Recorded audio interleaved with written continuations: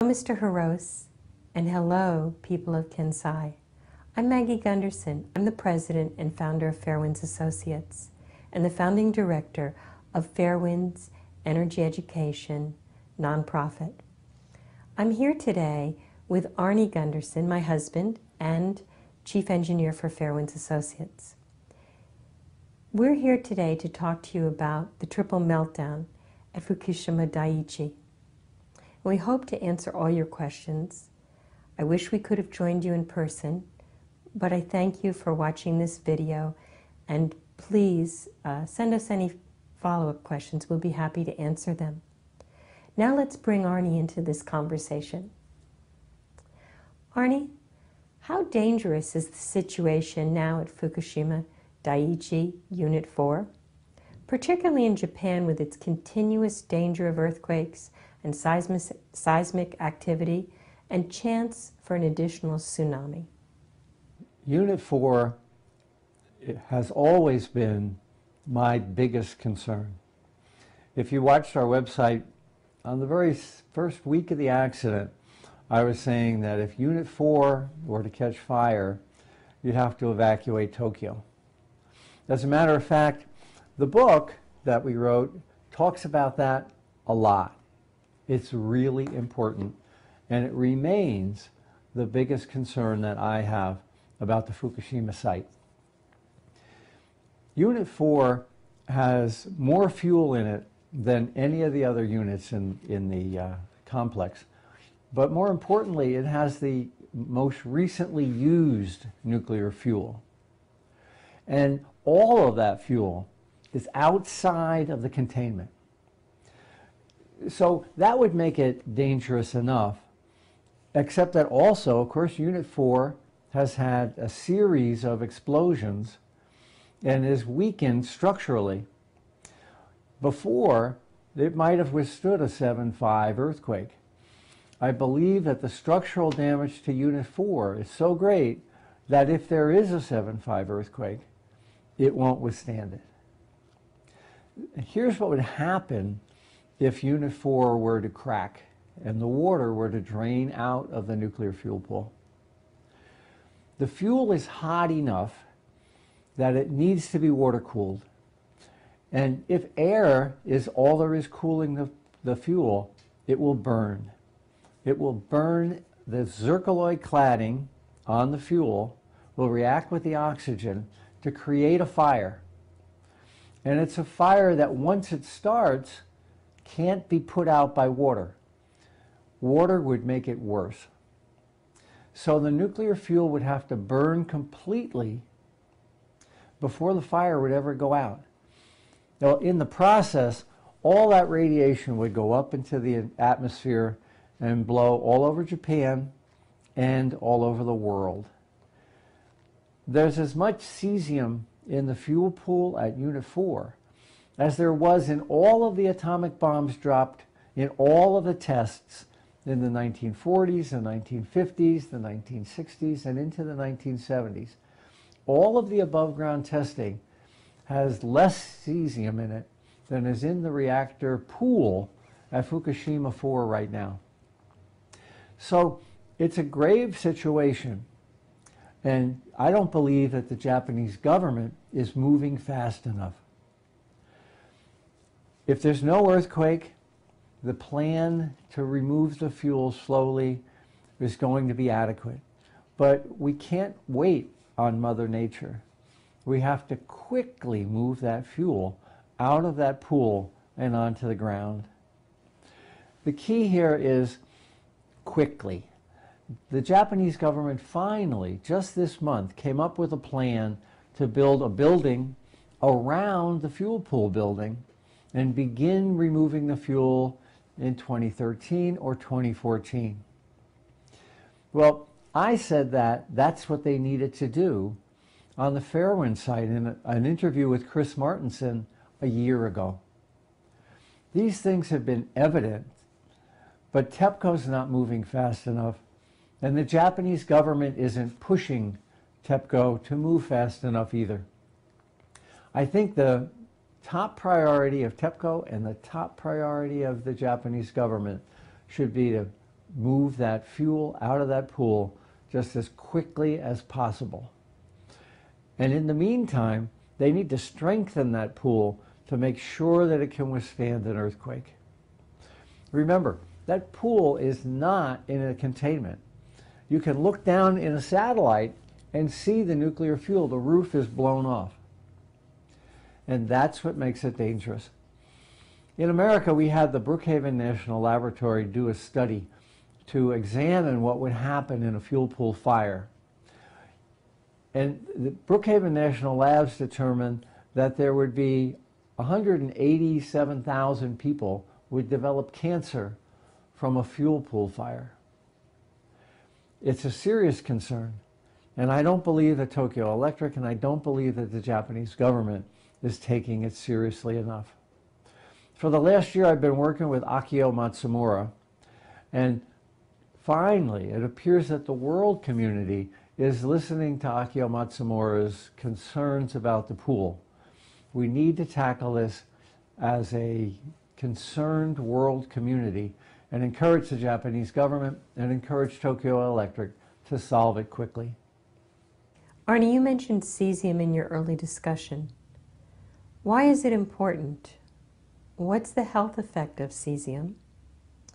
And are there any other radioactive isotopes that would have been released during the triple meltdown? Cesium is one of many radioactive isotopes that are created in a nuclear reactor. It's got a 30-year half-life, which means it hangs around for 300 years. And biologically, it mimics potassium. Now, you might remember if you have a muscle cramp, you eat a banana and it goes to your muscles and relieves the cramp. Well, cesium also goes to your muscles. It's called a muscle seeker.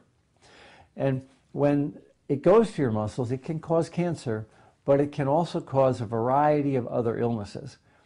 The Brookhaven study only looks at cancer. It doesn't look at all the other things that radioactive cesium can do. In young children with rapidly developing muscles, and especially their heart muscle, it can create something called Chernobyl heart, which is damage to the heart muscle, which once it's damaged, never ever recovers for the life of the child. So cesium is just one of many isotopes, but it is relatively easy to measure, and also biologically causes almost the most damage of any of the other isotopes that are in that reactor.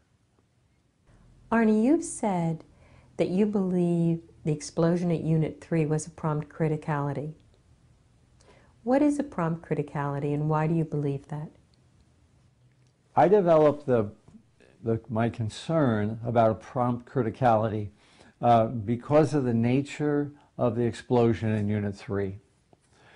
Unit 1, when it exploded, blew sideways and with relatively low energy. You can measure the rate at which it moves, and it moved less than the speed of sound. And that's called a deflagration. It doesn't do anywhere near as much damage. When I looked at the explosion on Unit 3, however, it was entirely different. You can see it. It's not hard to see. It's called a detonation. The speed at which Unit 3 exploded was faster than the speed of sound. And the important thing is not how Unit 3 exploded. What's the most important thing is that it exploded with a detonation, not a deflagration. The nuclear industry is not paying attention to this now, but it should be, because a nuclear containment can handle the slow-moving deflagration, but it can't handle the fast-moving detonation. The Nuclear Regulatory Commission and the international community are absolutely ignoring the fact that a detonation occurred in Unit 3. Well, how did a detonation occur? That was the question I asked myself. I checked with chemists, and atmospheric pressure and hydrogen will not create a detonation. Like on Unit 1, it will only create a deflagration. So I needed to figure out how a detonation could occur. But there's a couple other clues here. One clue is that the Nuclear Regulatory Commission, way back in March of last year, wrote a report that's on our website that talks about nuclear fuel being deposited on the site and nuclear fuel being discovered as far away as 2 kilometers. How can nuclear fuel get blown out of the nuclear reactor? The fuel that's inside the reactor is also inside a containment. And there's no indication of a massive containment failure and a massive reactor failure that could have thrown the nuclear fuel out. So I had to come up with a reason that the nuclear fuel could have been released in pieces, not little fine atoms, but in pieces, which is what the Nuclear Regulatory Commission says was discovered. The only way that could happen is if the explosion occurred in the nuclear fuel pool at Unit 3. Now, if you look at the video of Unit 3, the very first frame showed the explosion occurring on the side of the building. And that's the side of the building that has the nuclear fuel pool. It started on the nuclear fuel pool side and then worked its way up into the massive cloud that you see. So what could have caused that? That's the question. Hydrogen would have been above the nuclear fuel. It would have been a gas above the nuclear fuel, and if it exploded, it would have pushed the nuclear fuel down. That's not what happened. Remember, we have fuel fragments found off-site. Something had to lift the nuclear fuel up. Well, the only thing I could determine was that it was a criticality in the fuel pool that caused the fuel to lift up. Now, the division I ran built nuclear fuel racks for boiling water reactors exactly like Fukushima. And the dense fuel racks that are now in every reactor everywhere are very close to becoming critical anyway.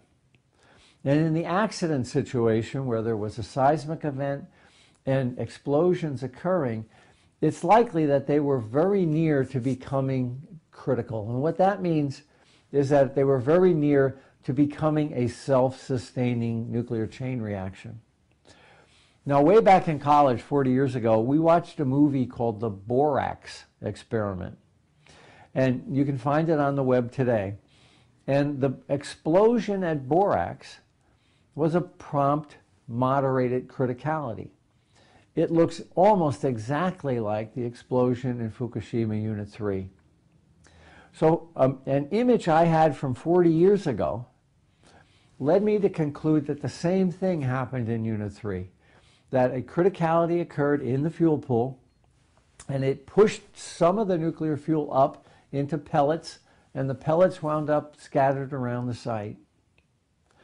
Now, the criticality is called prompt moderated criticality. It's not a bomb. A bomb is a prompt fast criticality. This reaction occurs slower than a bomb, but faster than what occurs inside a nuclear reactor. And the borax experiments were designed to test just how violent that reaction could be. And I think if you look at borax and you compare it to Fukushima Unit 3, you'll see there's an awful lot of similarities. Again, this is a theory, but it's the only theory that accounts for the explosion occurring on the side where the fuel pool is, and it's the only theory that creates the uplift force that caused the fuel particles to be thrown about the site and discovered as far as 2 kilometers away. Well, there's one more piece of evidence, and that's that the roof over the fuel pool has been totally destroyed, whereas the roof over the nuclear reactor and the containment collapsed downward. We talk about that in a video on the site as well, and I think that's another important indication that whatever it was that caused the fuel to lift occurred on the fuel pool side of the building and not in the middle where the nuclear reactor was. Now, the videos after the accident and after the explosion show containment leak as well.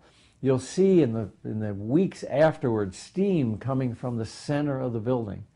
And I believe that the containment lid lifted on Unit 3 and never went back down straight. So it's lifted and twisted sideways, and radioactive gases are lifting from that containment lid. But there's not enough evidence to say that that's what caused the explosion that we saw during the accident. The jury's still out and will be for 10 years until we get inside the Fukushima reactor to see what the damage is. But right now, I think my theory accounts for the damage, the speed of the shock wave, and also the fact that the contamination has been found as far away as 2 kilometers. Arnie, let's talk about the Unit 4 spent fuel pool. There's been a lot of questions about that and a lot of concerns right now. Was there a hydrogen explosion at the Unit 4 spent fuel pool? And if there was, what is a hydrogen explosion and why would it have occurred there? One of the biggest mysteries of Fukushima is how did Fukushima Unit 4 explode?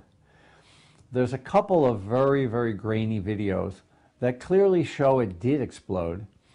It was a different type of explosion and perhaps a fire and an explosion that went on for a period of days. So exactly how it did explode is one of the big questions about the Fukushima accident. There's 3 competing theories. Tokyo Electric says that the radioactive gases over in Unit 3 went through a pipe that connected Unit 4 and entered Unit 4, causing Unit 4 to explode.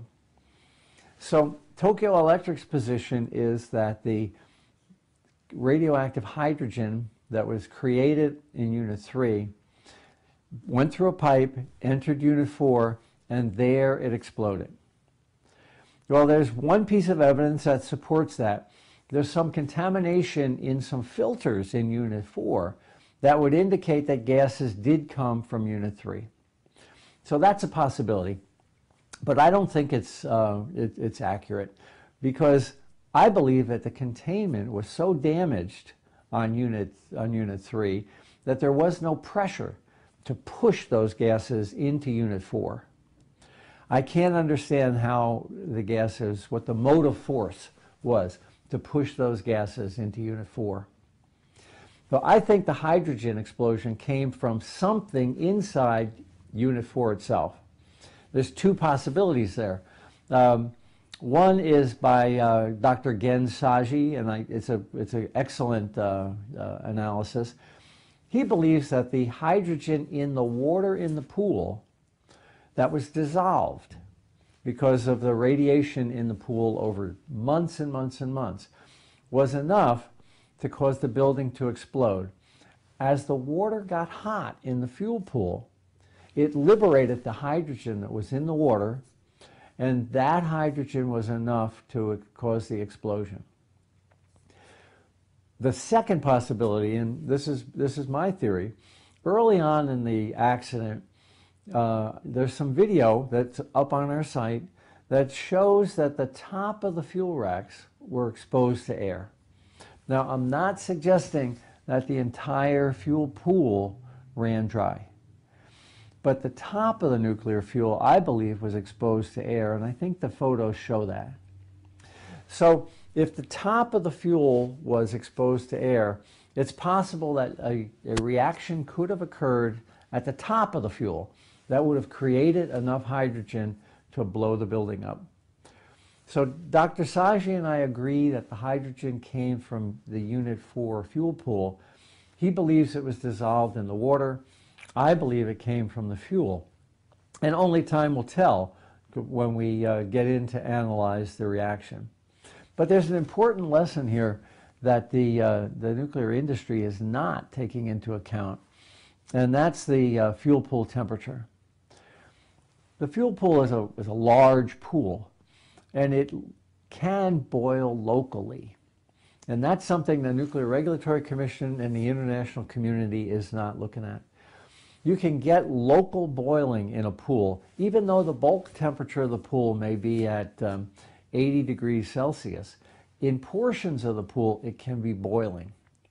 Now, that supports Dr. Saji's comment that as it boiled, it would liberate hydrogen, even though the bulk temperature never ever exceeded boiling. Now, my theory is I do believe that the entire pool had drained to the point where there was boiling occurring.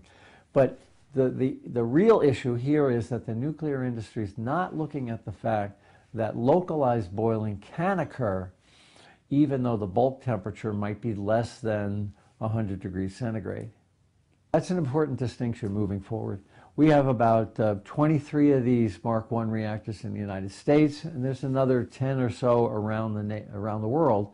And I think that we need to design these pools so that the hydrogen generated by dissociation can be accommodated without exploding the building. No one ever designed for that because no one ever anticipated it happening. But it did happen at Unit 4. And we need to prevent that in the future. Not just on these Mark I reactors, but on the 400 reactors that all have fuel pools that are all susceptible to that identical type of failure. Arnie, I want to follow up with a few more questions. In your discussion of Unit 4, you've talked about its hydrogen explosion. Is there any chance of a prompt criticality or a hydrogen explosion now at Unit 4? Would anything cause it to release more fuel or more radioactivity? The fuel in the fuel pool at Unit 4 has now been cooled for about a year after the accident, and it had been removed a couple of weeks, months before that. So the fuel is becoming cooler. It still needs to be water cooled for another 2 years, but it is much cooler than it was at the beginning of the accident. So the chances of hydrogen generation are much, much lower now than they were when the accident occurred. So I don't believe that we're going to see an explosion in the pool now, no matter what happens. My biggest concern is that if the pool loses water, then it's an entirely different story. So if there's a large seismic event that causes the building to topple or the pool to crack and the water to drain out, there's not enough cooling in the air of that fuel and it will start to burn. Now the consequences of that are, depending on which way the wind's blowing, it could mean the evacuation of Tokyo as a worst case. It could also mean cutting Japan in half so that the northern part is separated from the southern part by a band of contamination. So this is a very serious accident waiting to happen, and we just all have to pray that an earthquake doesn't happen before that fuel is removed. Now, Arnie, compared to the accident at 3 Mile Island and Chernobyl, how dangerous are the radioactive releases from the 4 reactors at Fukushima Daiichi? 3 Mile Island was a level 5 accident, and Chernobyl and Fukushima are level 7 accidents.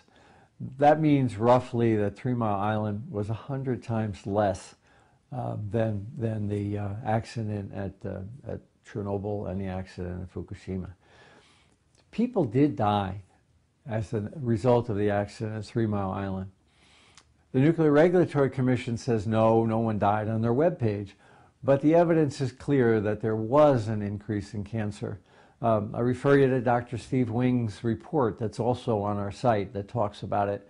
And in addition, some reports coming out of the University of Pittsburgh indicate just now that we're beginning to see leukemia as a result.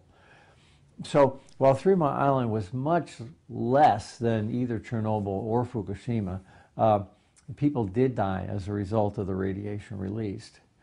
Now, at Fukushima Daiichi, the evidence tells us that at least 3 times more radiation in the form of noble gases were released from the units 1, 2, and 3 than from Chernobyl.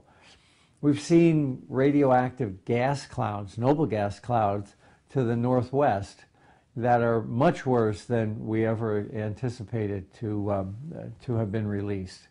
So we know that the noble gases were larger than Chernobyl. Now, iodine, which is another gas that's released, and also cesium and other gases, seem to be roughly on the same level as the releases from Chernobyl. Now, there are two issues here. As terrible as it is, it would have been much worse but for two things. The first is that most of the time the wind was blowing out to sea. And of course, Chernobyl was surrounded by land. So whatever way the plume meandered after Chernobyl, it contaminated the land. So when we can compare Fukushima to Chernobyl, the total releases from Fukushima are likely higher than they were at Chernobyl. But because most of it blew out to sea, that's a good thing for the Japanese people. The second important thing that happened that was lucky, if we can call it luck in such a severe accident, was that it happened on a Friday and not a weekend. There were 1,000 people at the Daiichi site and at the Daiichi site because it was a weekday who could respond to the accident. If it had happened on a weekend, there would have been a small crew of people there, and the accidents at both sites would have been much, much worse. Now, that has an implication worldwide because on weekends and in the evenings, we have very small crews at these nuclear reactors. And should there be a major accident, there's no way to respond quickly enough with the small crew of people that are working on the shifts other than the main shift in the middle of the day. The international community needs to look at that. And it's not a matter of, well, we can get people there in half a day. That's too late. The staff on site has to be larger at the beginning of the accident to mitigate the potential for a serious accident. But yet it all boils down to money. The utilities that run these power plants really don't want a large staff because they have to pay for it. But in fact, it was the large staff at Daiichi and the large staff at Daiichi that likely saved the world. So the important takeaway here is that the releases from Fukushima are as serious, if not more so, than Chernobyl, and that they would have been much worse if the accident had happened on a weekend. Arnie, thank you. How significant is the danger of hot particles, and why? I'm really concerned about the hot particles that were released after the Fukushima accident. Now, a hot particle is more than just a single atom. An atom of cesium decays once and it's over. It's no longer radioactive. A hot particle, though, contains thousands or hundreds of thousands of atoms of cesium or other radioactive material. And they, of course, decay for many, many years and decades. So if a hot particle is lodged inside you, either in your lung or in your liver or in your gastrointestinal tract, it can cause a constant bombardment of radiation over a long period of time to a very small localized part of your tissue. And that's exactly the conditions that can cause a cancer. So we've seen in Mr. Kaltofen's analysis to the American Public Health Association, he shows what an air filter looked like in a car in Fukushima and what an air filter looked like in a car in Tokyo. Well, those air filters are no different than our lung. Our lung acts as an air filter. And that causes that radiation to get trapped in our lungs or in our livers or elsewhere in our bodies and will constantly, over decades, cause cellular damage. It's particularly a concern in young children because they have a longer life and because their cells are rapidly developing. So it's important that we monitor the children in Fukushima and throughout Japan over the next 3 or 4 decades to make sure that they don't develop cancers as a result of the hot particles that were released from Fukushima Daiichi. So Arnie, in closing, what do you want people to remember from your review of the accident at Fukushima Daiichi? About a month before the accident, we were walking and we were talking about an accident, where it might occur. And I said I didn't know where it would occur, but I thought it would occur in a boiling water reactor of the Fukushima design. I said a Mark I reactor. In fact, that turned out to be true. But I think the bigger lesson from Fukushima is that this is a technology that can destroy a nation. After Fukushima, I was reading Mikhail Gorbachev's memoirs, and he says that it was the Chernobyl accident, not perestroika, that destroyed the Soviet Union. So we had that information for 30 years, but yet we really didn't realize that it could happen elsewhere. So we know that the accident at Chernobyl was a causative factor in the collapse of the Soviet Union. And we know that the cost alone from the Fukushima Daiichi accident will easily go to $500 billion US over the next 20 years. That's enough to bring Japan to its knees. Well, Japan is at a tipping point. You have an opportunity here to change the way you use energy. And or Japan can go back and turn on all its nuclear reactors again and continue business as usual, and of course risk another accident. So you have a choice. You have the opportunity to change the way you use energy and change the way you distribute energy. You can create smart grids that share power from the north to the south and from the east to the west, where the frequencies are different. We can distribute our generation instead of having massive power plants in locations like Fukushima Daiichi and Fukushima Daiichi. We can distribute those power plants throughout Japan, throughout the world, with windmills, with solar power, with conservation, and with distributed small sources of generation. Those are all one way of doing it compared to the other which we are presently using, which is central station power. We needed central station power in the 20th century. Now with computers, we don't need central station power anymore. We can do it another way, and Japan can lead the way if it chooses to. If it leads the way, it'll have an export commodity that the rest of the world will want desperately. You have an opportunity here to change your country, and you also have a business opportunity here to sell to the rest of the world a product that we all desperately need. So the Fukushima Daiichi accident is the worst industrial accident in history. It's $500 billion. But it also can be an opportunity for Japan to change the way it does business and to create the economy for the 21st century and beyond with distributed generation and smart grids. I hope you choose that choice. Japan is at a tipping point, and it's your choice to make. Thank you.